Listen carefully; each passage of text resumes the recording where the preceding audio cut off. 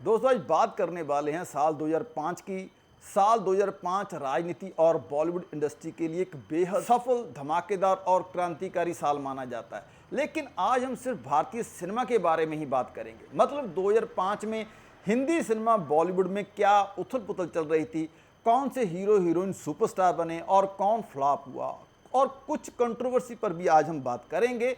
ये वर्ष भारतीय सिनेमा के न केवल बॉक्स ऑफिस पर शानदार कमाई करी, बल्कि बोल्ड विषयों और एक नए तरीके के कंटेंट के साथ 21वीं सदी में एक आधुनिक मोड़ भी लिया। 2005 साल एक ऐसा साल था जब बॉक्स ऑफिस पर कॉमेडी फिल्मों का दबदबा था। साल 2005 एक ऐसा साल था जब कुल मिलाकर 187 हिंदी फिल्में बड़े पर्दे पर रिलीज हुई थी, और आपको जानकर हैरानी होगी कि ये वो साल था जब 187 फिल्में रिलीज होने के बावजूद केवल 18 फिल्में ही सुपरहिट या ब्लॉकबस्टर हो पाई थी, जबकि 2005 में 140 से अधिक फिल्में ऐसी थी जो बॉक्स ऑफिस पर पूरी तरह से फ्लॉप साबित हुई थी। मतलब साल 2005 में दर्शकों ने बेकार फिल्मों को पूरी तरह से नकार दिया था, और दूसरी तरफ कॉमेडी फिल्मों को उन्होंने भरपूर प्यार दिया, और कॉमेडी फिल्मों का ऐसा क्रेज बना कि कमाई के मामले में भी इन फिल्मों ने कई बड़ी बड़ी फिल्मों को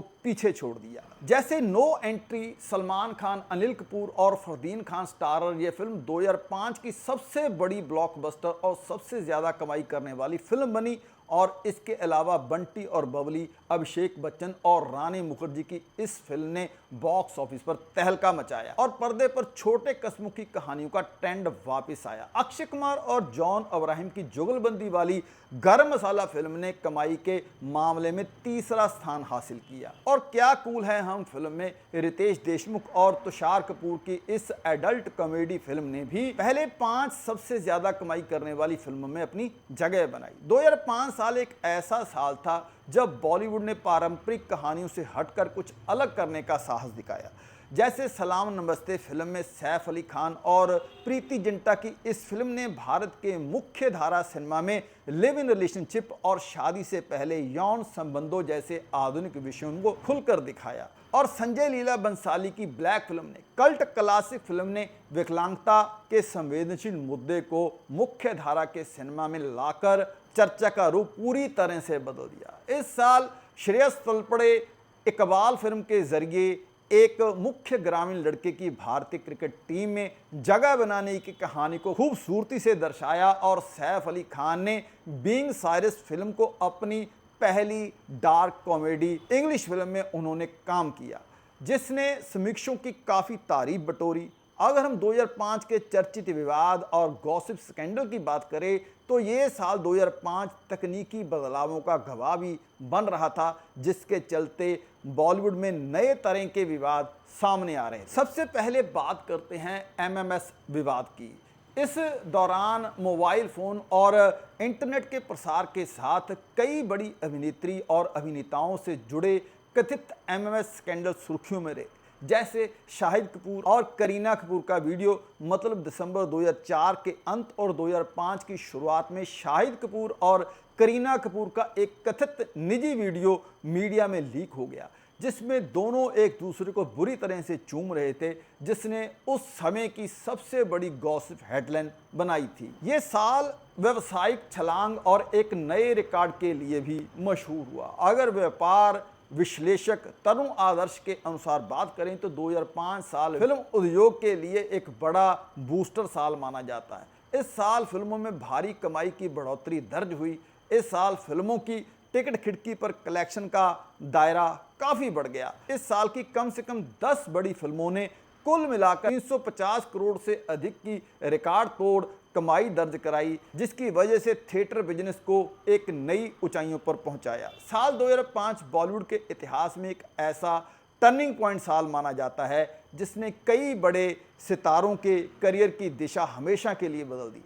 ये वो दौर था जब पुरानी रूढ़िवादी कहानी पीछे छूट रही थी, और मल्टीप्लेक्स सिनेमा के आने से बॉक्स ऑफिस के समीकरण बदल रहे थे। इसीलिए इस दौर के बड़ी फिल्मों सितारों की बदलती किस्मत और फ्लॉप के दौर पर भी एक विस्तृत नज़र डाल ही लेते हैं। ये साल कुछ खास अभिनेताओं और अभिनेत्रियों के लिए अपने करियर का स्वर्णिम काल साल साबित हुआ था। सबसे पहले बात करते हैं अभिषेक बच्चन की। अभिषेक बच्चन 2005 में इस दौड़ में सबसे आगे थे। साल 2005 को अगर अभिषेक बच्चन का साल कहा जाए तो कुछ भी गलत नहीं होगा, क्योंकि इस साल अभिषेक बच्चन की बंटी और बबली और ब्लफ मास्टर जैसी सुपरहिट फिल्मों के साथ वो उस समय देश के सबसे बड़े स्टार बनकर उभरे थे।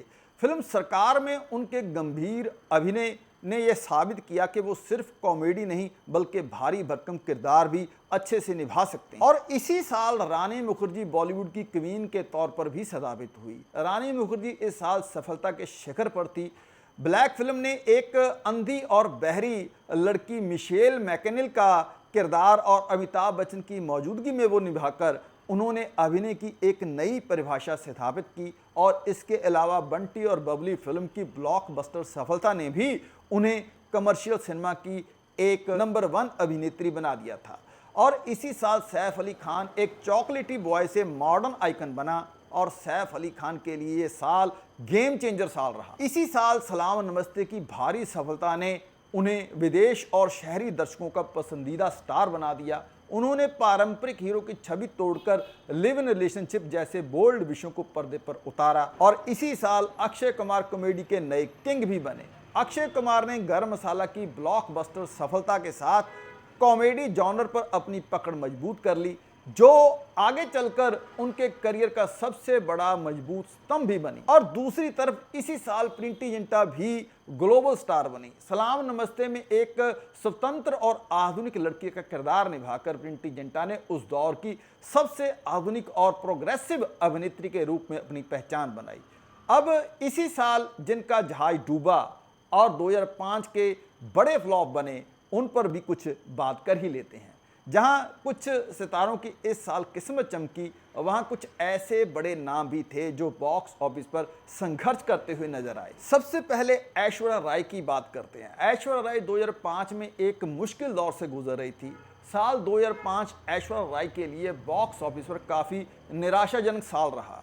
Hollywood project the mistress of spices और बॉलीवुड फिल्म शब्द जो संजय दत्त के साथ थी, बॉक्स ऑफिस पर बुरी तरह से फ्लॉप साबित हुई थी। हालांकि बंटी और बबली के कल्ट गाने कजरारे कजरारे में उनके स्पेशल अपीयरेंस ने उन्हें थोड़ा चर्चा में ज़रूर बनाए रखा था। इस साल विवेक ओबराय का करियर भी ढलान पर गया। उनके विवादों के बाद विवेक ओबराय का करियर ग्राफ इस साल तेजी से नीचे गया। उनकी सस्पेंस थ्रिलर फिल्म काल और रोमांटिक फिल्म किस्मत कनेक्शन जैसी कोशिश दर्शकों को प्रभावित करने में नाकाम रही। संजय दत्त के लिए ये साल उनकी ज़िंदगी जैसा ही रहा। ये साल उनके लिए एक मिश्रित साल जैसा ही रहा। संजय दत्त के लिए ये साल काफ़ी उतार चढ़ाव बड़ा रहा।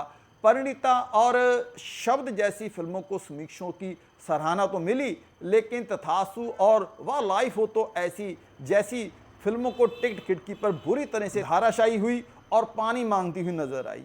इसी साल बतौर निर्देशक सुभाष घई भी फ्लॉप रहे। जिन्हें शोमैन कहा जाता था, वो निर्देशक सुभाष घई की बड़े बजट की film multi starrer film Kisna the warrior भी बॉक्स ऑफिस पर एक बहुत बड़ी डिजास्टर साबित हुई, जिसने विवेक ओबराय के करियर को भी बुरी तरह से धाराशायी कर दिया। एक बहुत बड़ा झटका विवेक ओबराय के करियर को भी लगा। इस साल दर्शकों का मिजाज पूरी तरह से बदल चुका था। देशभक्ति और भारी भरकम मेलोड्रामा की जगह दो तरह की फिल्मों ने ले ली थी। धमाकेदार कॉमेडी फिल्म नो एंट्री इस साल की सबसे बड़ी हिट, गरम मसाला फिल्म क्या कूल हैं हम और मिस इंडिया वर्ल्ड वाइड जैसी फिल्मों ने सिनेमाघरों में दर्शकों को खूब हंसाया। एडल्ट कॉमेडी का ट्रेंड इसी साल से मुख्य धारा में शुरू हुआ। संजय लीला बंसाली की ब्लैक और प्रदीप सरकार की परिणीति, जिससे विद्या बालन ने डेब्यू किया था, उन्होंने ये साबित किया कि दर्शक बिना गानों और बिना भारी एक्शन के भी शुद्ध सिनेमा देखने के लिए तैयार हैं। कुल मिलाकर 2005 का दौर बॉलीवुड के लिए एक फिल्टर की तरह था। इस साल ने यह साफ कर दिया कि अब सिर्फ बड़े नाम के सहारे फिल्में नहीं चलेंगी, बल्कि कंटेंट ही असली राजा रहेगा, जिसे आज भी बड़ी खूबसूरती के साथ देखा जा सकता है। इसी साल ने विद्या बालन जैसी सशक्त अभिनेत्री को भी जन्म दिया और अभिषेक बच्चन और रानी मुखर्जी की जोड़ी को इतिहास में दर्ज करवाया। तो दोस्तों, आज के लिए इतना ही। रब रखा।